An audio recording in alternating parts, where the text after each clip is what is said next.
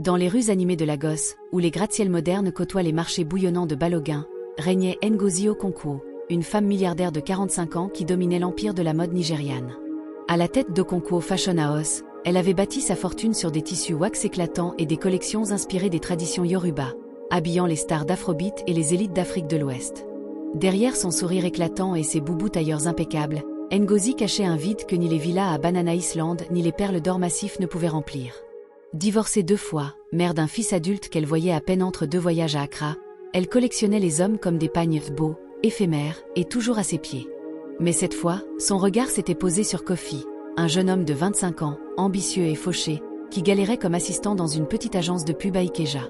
Kofi était le genre de garçon qui faisait vibrer les cœurs, grand, athlétique, avec des yeux sombres intenses et un sourire timide qui trahissait son innocence. Issu d'une famille modeste d'Accra au Ghana, immigré au Nigeria pour poursuivre ses rêves, il rêvait de lancer sa propre ligne de vêtements afrofuturistes, mélangeant Ankara et streetwear urbain. Mais la réalité était impitoyable, factures impayées, colocataires qui squattaient son petit appartement à Surulere, et des auditions qui se soldaient par des « on vous appelle peut-être ». Un soir de vernissage dans une galerie chic d'Ikoyi, leurs chemins se croisèrent. Ngozi, vêtue d'un boubou rouge sans qui moulait ses courbes encore fermes, sirotait un palm wine quand elle le vit, mal à l'aise dans son dashiki trop large, pitchant son portfolio à un agent blasé. « Tu as du feu dans les yeux, jeune homme », lui glissa-t-elle en s'approchant, sa voix veloutée comme un tissu cante. Kofi rougit, bafouilla un merci en mélangeant anglais et pidgin, et raconta son rêve en 3 minutes chrono.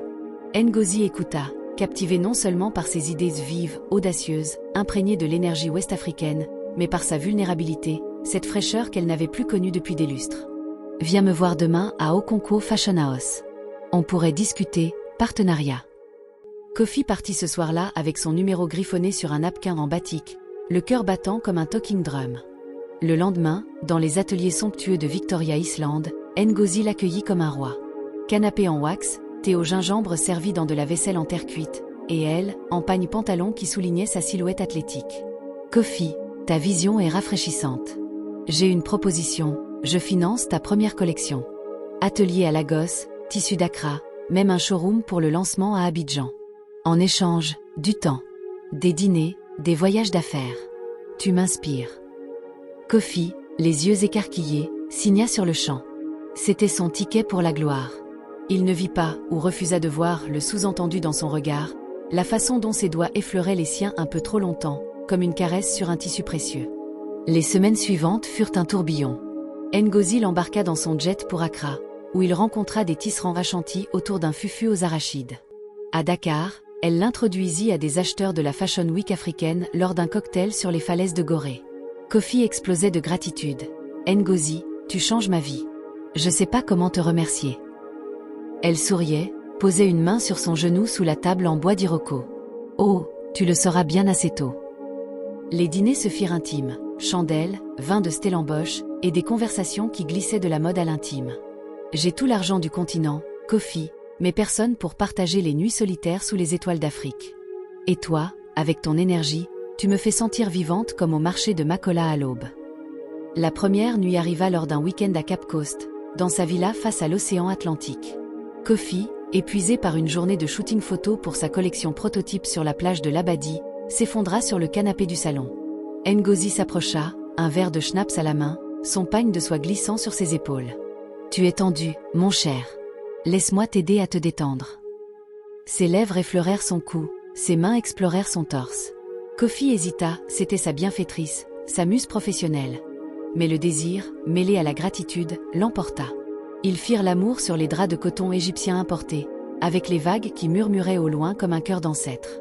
Pour Kofi, ce fut une explosion de sensations. Pour Ngozi, une victoire douce amère, un pas de plus dans sa conquête. Mais l'équilibre précaire ne tint pas. Au fil des mois, Ngozi devint possessive. Elle finançait tout, son appartement à Victoria Island, sa Toyota Corolla tunée, même les salaires de son équipe naissante d'artisans ghanéens. En échange, il était à elle, nuit à l'hôtel Echo, escapade à Nairobi, et toujours ce rituel où elle dictait le rythme, le plaisir, les règles. « Tu es à moi, Kofi. Sans moi, tu serais encore à pitcher dans des marchés de rue à Accra. » Il hochait la tête, riait nerveusement en pidgin, mais au fond, un malaise grandissait. Lors d'une soirée chez elle, entourée de stars d'afrobeat et de mannequins ivoiriens, il surprit une conversation. Ngozi collectionne les jeunes talents, littéralement. Un ami à elle, un designer rival de Côte d'Ivoire, Ricana. Elle les aide, oui, mais ils finissent tous dans son lit avant de s'envoler, ou de se briser comme du cantusé. Kofi commença à douter. Sa collection décolla. Les critiques de Belaneja louaient son « énergie brute ouest-africaine », les commandes affluaient des boutiques de Johannesburg. Mais Ngozi serrait la bride. Pas de rendez-vous sans moi. Et ce soir, annule ton dîner avec cet investisseur ghanéen, on a notre rituel. Lors d'une dispute dans sa villa, sous les palmiers de Lekki, elle lâcha « Je t'ai tout donné, Kofi. Ton succès est le mien. Si tu pars, tout s'effondre comme un marché après la mousson. » Il se sentit piégé, un jouet dans les mains d'une déesse capricieuse. Une nuit, après une étreinte mécanique sur les tapis berbères, il murmura « Ngozi, c'est plus que du business pour toi. » Elle rit, traça un ongle sur son dos. « Bien sûr, chérie. C'est de l'amour, à ma façon, comme les reines Yoruba qui prenaient ce qu'elles voulaient. » Le point de rupture vint lors du lancement de sa collection à Lagos Fashion Week. La salle était bondée, flash, applaudissements, Ngozi au premier rang, rayonnante en gelée et robe Ankara. Kofi défila ses modèles hoodies urbains mixés à du wax luxueux, et le public ovationna comme un hig-life endiablé. Dans les coulisses, ivre de triomphe, il embrassa une styliste de son équipe, une jeune femme d'Abuja, un baiser volé mais sincère. Ngozi vit tout depuis les loges VIP. Fou de rage, elle le traîna dans une pièce adjacente, verrouilla la porte en fer forgé. Traître! Après tout ce que j'ai fait.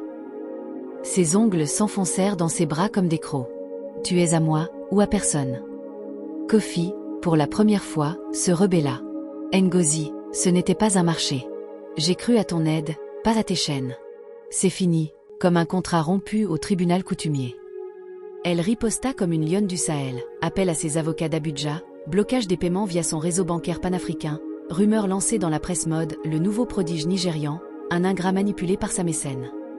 Kofi perdit des contrats avec des boutiques de Dakar, son showroom à Ikeja ferma, et il se retrouva endetté, de retour à la case départ dans son ancien quartier de Surulere. Mais dans la tourmente, il trouva une force nouvelle, forgée au feu des marchés ghanéens. Avec l'aide d'un avocat pro bono de la Nigerian Bar Association, il porta plainte pour harcèlement moral et chantage affectif. Les preuves ? Messages ambigus sur WhatsApp, virements conditionnels via MTN Mobile Money, témoignages d'ex-employés qui avaient fui ses contrats spéciaux. Le scandale éclata. La milliardaire de la mode accusée d'abus sur un jeune designer nigérian. Les tabloïds comme Punch et Vanguard s'en délectèrent, Belaneja titra le prix de l'aide, quand le luxe africain cache le contrôle. Au tribunal de Lagos, Ngozi, impeccable en Iro et Bouba en soie, plaida la passion mutuelle. C'était de l'amour, pas du chantage. Il m'a utilisé autant que moi, comme un amant volage. Mais les mailles compromettants parlaient d'eux-mêmes. Viens ce soir, ou pas de financement demain. Condamnée à une amende record en ERA et à des dommages pour Kofi, elle vit son empire chanceler, boycott des influenceuses d'Instagram, chute des actions à la Nigerian Stock Exchange. Kofi, lui, rebondit. Une nouvelle collection financée par des investisseurs indépendants d'Accra, inspirée de sa libération, avec des motifs adinkra symbolisant la force. J'ai appris que l'aide vraie ne demande rien en retour, comme les griots qui chantent pour l'honneur, dit-il dans une interview à Aris TV, ovationné par des milliers de jeunes Africains. Aujourd'hui, Ngozi Okonkwo est une ombre d'elle-même, recluse dans sa villa de Lekki, consultant des guérisseurs traditionnels pour combler son vide. Kofi, 28 ans, dirige son label éthique à Lagos, marié à la styliste de ses rêves, père d'un petit garçon qui grandit au rythme des tambours talking. Leur histoire ? Un rappel cruel. L'argent peut acheter le corps, mais pas l'âme. Et quand l'aide se mue en possession, le prix à payer est plus haut que n'importe quel empire d'Afrique. Dites-moi en commentaire, avez-vous déjà rencontré une aide qui cachait un piège ? Abonnez-vous pour plus d'histoires vraies qui secouent le continent.